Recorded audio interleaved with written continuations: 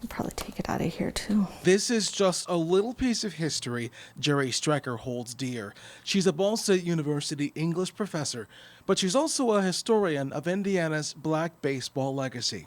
To me, baseball is history. And history is a story of American life. The pages of that story are all around her. Her apartment building used to be the old Busch Stadium. The Indianapolis Clowns played right here, just steps from her patio. I can look out my window and I know that the players were out here running the bases. The Indianapolis Clowns first formed in the 1930s as a minstrel show. That's where the team name came from. And it was interesting quality baseball, but just as much the clowning, the minstrelsy, and the act.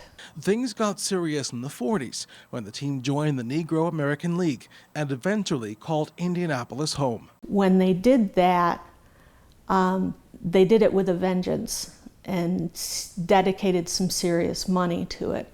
So between 1950 and 1954, 5 seasons, they won the Negro American League pennant 4 times. In the early 50s, the same year the Indianapolis Indians integrated, the Clowns searched for top talent and signed a promising 17-year-old kid to the team.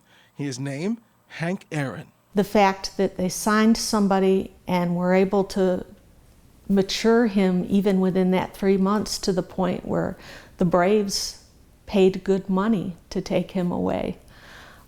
That says a lot about the quality of the team. That same decade, the team made history and hired women to take the field.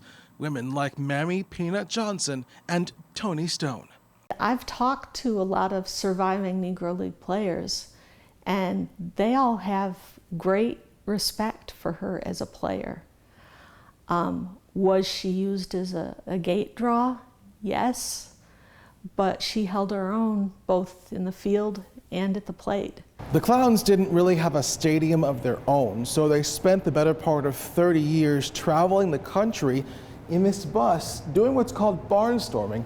They would play exhibition games, never forgetting the reality of where they'd play. When you're barnstorming through the Midwest in the 1940s and 50s and 60s, in Indiana, Illinois, you're facing a lot of racism.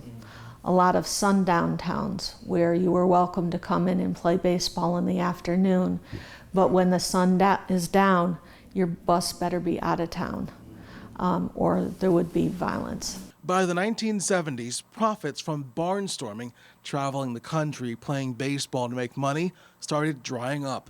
So by the 70s, if you were on the Clowns, you were earning your dinner, and you weren't really making money, like maybe $4 a day for food while you were on the road. The good players were picked up by the minor leagues, and the team kept up until 1989. Strecker says there was a real sense of citywide pride in the Clowns in decades past. Today, it's up to us to keep their legacy alive. I think the more that the connections and the history comes out, the more that we can appreciate what the team meant.